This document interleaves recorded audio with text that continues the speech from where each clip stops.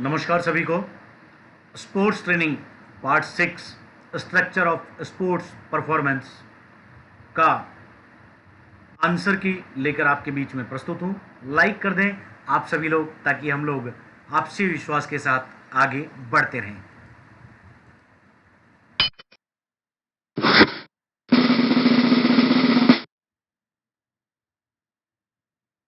पहला प्रश्न था, निर्धारित गामक लक्ष्यों को पूरा करना क्या कहलाता है।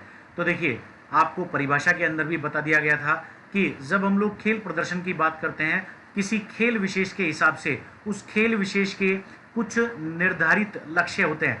जिम्नास्टिक्स के अंदर बेटर परफॉर्म करके अधिकतम मार्क्स लाना, फुटबॉल के अंदर ज़्यादा से ज़्यादा गोल कर कर टीम को जिताना, क्रिकेट के अंदर शतक मारकर या अधिकतम विकेट लेकर टीम के जिताना। तो ये सब निर्धारित मोटर एम्स होते हैं, गामक लक्ष्य होते हैं। जब इन सबको हम अचीव कर लेते हैं अपने अपने खेल विशेष के हिसाब से, तो वह हमारे खेल में हमारा खेल प्रदर्शन कहलाता है, स्पोर्ट्स परफॉर्मेंस कहलाता है। तो सही उत्तर है ए, स्पोर्ट्स परफॉर्मेंस। प्रश्न संख्या 2, पेरी ओब्रायन किस खेल की तकनीक है। पेरी ओब्रायन किस खेल की तकनीक है। Discus throw, shot put, long jump या ट्रिपल जंप। तो देखिए, पेरी ओब्रायन को मैं इसका उत्तर आपको आने वाले वीडियो के माध्यम से दिखा देता हूं, आप भी समझ जाएंगे कि यह किस खेल की तकनीक है।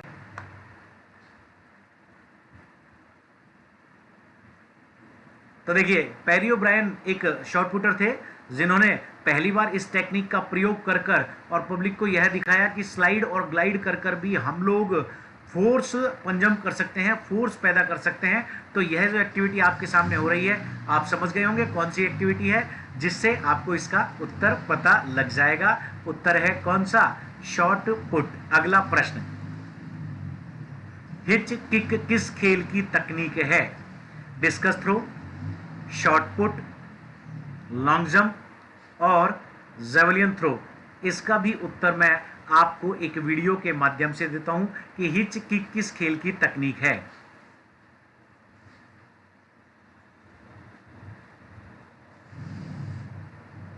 आपने देख लिया होगा, आप समझ गए, सही उत्तर है लॉन्ग जंप। और हिच किक क्या होता है, तो देखिए, हिच किक लॉन्ग जंप के अंदर एक वो टेक्निक होती है जिसके अंदर जब एथलीट बॉडी को एयर में लेकर जाता है तो वह अपने पैरों को साइकिल की तरह पुश करता है और अपने आप को जिस तरह किकिंग्स करता है पीछे की तरफ, जिससे अगले पैर की तरफ उसका उछाल आए और बॉडी एयर के अंदर एरियल मूवमेंट्स मतलब पैराबोला ज्यादा बना सके।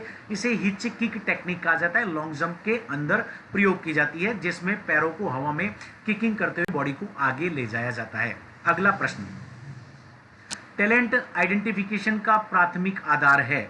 टैलेंट आइडेंटिफिकेशन का प्राथमिक आधार है दैहिक कारक, तकनीक कारक, मनोविज्ञान सोच और प्रदर्शन। और जैसा कि मैंने आपको बताया, टैलेंट आइडेंटिफिकेशन के लिए जब बच्चा सबसे पहले हमारे पास आता है, हम उसका बॉडी वेट, उसकी हाइट, उसकी बॉडी डेंसिटी देखते हैं, टेक्निक वगैरह के ऊपर बाद में वर्क करते हैं।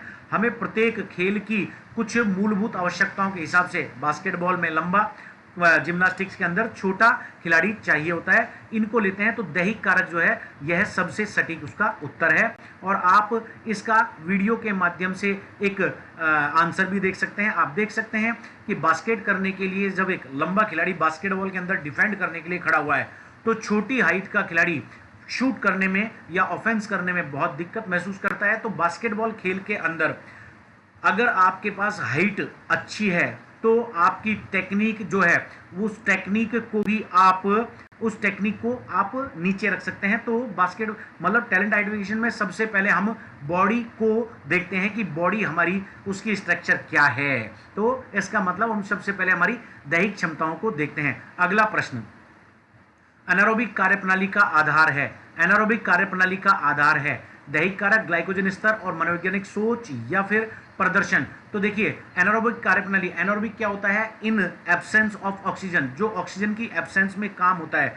आप इसको अगले एक डायग्राम के माध्यम से समझने का प्रयास करें। तो देखिए, आप देख पा रहे हैं बॉडी के अंदर जब रिएक्शन प्रोसेस होता है, या मैं कहूं रेस्पिरेशन विदाउट ऑक्सीजन होता है, तो यह एनारोबिक सिस्टम कहलाता है, एनारोबिक रेस्पिरेशन कहा जाता है। किसी भी एनारोबिक कार्य के लिए सबसे पहले सीएनएस को या बॉडी को जो ऑक्सीजन एनर्जी देने का काम करता है, वह ग्लूकोज करता है। और ग्लूकोज ग्लाइकोलाइसिस के माध्यम से, ग्लाइकोलाइसिस चक्र होता है, उसके माध्यम से हमारे शरीर के अंदर जो ग्लाइकोजन इकट्ठा रहता है वह ग्लूकोज के रूप में बदलता है। तो एनारोबिक कार्यप्रणाली हमारे शरीर के ग्लाइकोजन सिस्टम के ऊपर डिपेंड करती है। इसका सही उत्तर है ग्लाइकोजन, और इस तरह से यह एटीपी के रूप में शरीर को ऊर्जा देता है और जिससे लैक्टिक अम्ल बनता है। अगला प्रश्न, एरोबिक कार्यप्रणाली का आधार क्या है? और जैसा कि आपको पता है एरोबिक कार्यप्रणाली के अंदर हम लोगों को बहुत लंबे समय तक काम करना पड़ता है। हम लोगों को बहुत लंबे समय तक, लगभग 40 मिनट से ऊपर काम करना पड़ता है। तो 40 मिनट से ऊपर काम करने के लिए हमारे शरीर के अंदर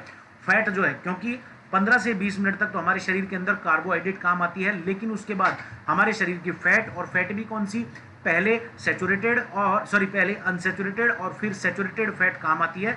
तो बॉडी के अंदर एरोबिक सिस्टम को करने के लिए हमारे पास वसा स्तर पर्याप्त होना चाहिए। तो इस प्रश्न का सही उत्तर है वसा स्तर। अगला प्रश्न, निम्न में से कौन आनुवंशिक नहीं है? और देखिए, रूप, रंग और मैं कहूं आपकी एक तरह से कौशल या सोच, जिसको सोच भी कहा जाता है, स्किल्स भी कह सकते हैं, रूप, रंग और सोच ये हमारे माता पिता के ऊपर निर्धारित करते हैं, क्योंकि ये जीन्स कैरी करते हैं। लेकिन चाल, जिस चाल को हम लोग बात करते हैं, जिस चाल की हमने बात करी, चाल मीन्स हमारी गति, यह चाल जो है वह इंड्योरेंस, स्पीड, यह जो है वह स्पीड के साथ ट्रेनेबल होती है। बाकी चीज को, रूप को हम बदल नहीं सकते, रंग को बदल नहीं सकते, सोच जो होती है वह भी जन्मजात होती है, लेकिन स्पीड को थोड़ा बहुत हम ट्रेनेबल कर सकते हैं। तो इसका सही उत्तर है स्पीड या चाल। अगला प्रश्न, निम्न में से मैराथन रनर में कौन सा घटक सर्वाधिक प्रशिक्षण योग्य है? निम्न में से मैराथन रनर में कौन सा घटक सर्वाधिक प्रशिक्षण योग्य है? तो देखिए, मैराथन 42.195 किलोमीटर की होती है। मैराथन के अंदर अगर हमारे पास तकनीक का कोई ज्यादा रोल नहीं है, टैक्टिक्स का कोई रोल नहीं है, और सोच हमारी जो है वह सोच स्ट्रांग होनी चाहिए, लेकिन 42 किलोमीटर तक लगातार हमको फिजिकल वर्क करना ही करना है। तो शारीरिक प्रशिक्षण के ऊपर सबसे ज्यादा हम लोग मैराथन रनर पे काम करते हैं, उसके बाद उसको साइकोलॉजिकल थॉट्स को पॉजिटिव करते हैं। तो लेकिन पहला सबसे ज्यादा काम किस पर करते हैं? शारीरिक घटक के ऊपर। अगला प्रश्न, निम्न में से जिम्नास्ट में कौन सा घटक सर्वाधिक प्रशिक्षण योग्य है? शारीरिक, तकनीकी, ए और बे दोनों, और मनोवैज्ञानिक। तो देखिए, इस प्रश्न का उत्तर देखने से पहले आप लोग इस वीडियो को देखिए और फिर मैं आपको बताता हूं इसका सही उत्तर क्या है। तो देखिए, यहाँ दो जिम्नास्ट अलग अलग काम कर रहे हैं। जिम्नास्टिक के अंदर बहुत सारे उपकरण होते हैं। जिम्नास्टिक की कुछ क्रियाएं फ्लोर एक्सरसाइज होती हैं जो फर्श पर की जाती है, कुछ इक्विपमेंट्स के ऊपर की जाती है, जैसे कि आप यहाँ बैलेंसिंग बीम और पैरेलल बार को देख पा रहे हैं। अब यहाँ पर जिम्नास्ट को अपनी तकनीक को भी शो करना है, लेकिन यहाँ उसके लिए एक रिलेटिव स्ट्रेंथ बड़ा रोल प्ले करती है।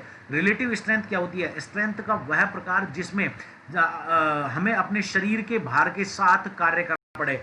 तो फिजिकल फिटनेस को बरकरार रखना यहाँ जिम्नास्ट के लिए बहुत जरूरी होता है, लेकिन उसको तकनीक के आधार पर नंबर दिए जाते हैं। तो एक जिम्नास्ट को अपनी तकनीक के ऊपर भी उतना ही काम करना होता है जितना कि फिजिकल फिटनेस के ऊपर।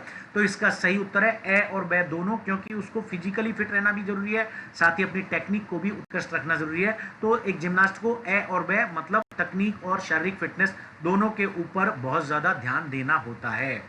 अगला प्रश्न, निम्न में से बास्केटबॉल खिलाड़ी में कौन सा घटक सर्वाधिक प्रशिक्षण योग्य है? शारीरिक, तकनीकी, सामरिक या मनोवैज्ञानिक घटक? तो देखिए, सबसे पहले इसको देखने के लिए हम एक वीडियो देख लेते हैं। आप देख पा रहे हैं कि इस वीडियो के अंदर एक बास्केटबॉल प्लेयर दो डिफेंडिंग प्लेयरों से घिरा हुआ है, लेकिन उसने अपनी ड्रिबल के एक कौशल के माध्यम से, ड्रिबल की एक स्किल के माध्यम से अपने आप को उन दोनों के बीच में से उस ट्रैप को तोड़ दिया। इसका मतलब अगर उसके पास ड्रिबल की टेक्निक एक स्किल के रूप में नहीं होती तो वह फेलियर हो जाता है। इसका मतलब बास्केटबॉल के खिलाड़ी को सबसे ज्यादा अपने तकनीकी पक्ष के ऊपर प्रशिक्षण में ध्यान देना चाहिए। भले ही वो फिजिकली थोड़ा वीक हो सकता है, लेकिन अगर उसकी टेक्निक स्किलफुल है तो वह अपने आप डिफेंस को बीट करने में सक्षम है। तो एक बास्केटबॉल खिलाड़ी को सदैव यह ध्यान रखना है हमें कि अपनी टेक्निक्स को ज्यादा ध्यान देना है, टेक्निक ट्रेनेबल होनी चाहिए। इसका सही उत्तर है तकनीक। अगला प्रश्न, प्रश्न सारे खत्म हो गए और आपके सामने ये प्लेलिस्टें हमने रख दी हैं। और जैसा कि आप देख पा रहे हैं, स्पोर्ट्स ट्रेनिंग के अंदर लगभग 21 वीडियोस अभी तक समायोजित हो चुके हैं। 100 से ज़्यादा वीडियो हमने अपलोड कर दिए हैं। मित्रों, देखते रहें, आनंद लेते रहें और अच्छे से अध्ययन करते रहें। ज्वाइन बटन जरूर दबा लें जिससे आप मेरे लाइव सेशन से जुड़ पाएं। बहुत बहुत धन्यवाद। नमस्कार, जय भारत, जय हिंद। आपका भरत सिंह गुर्जर।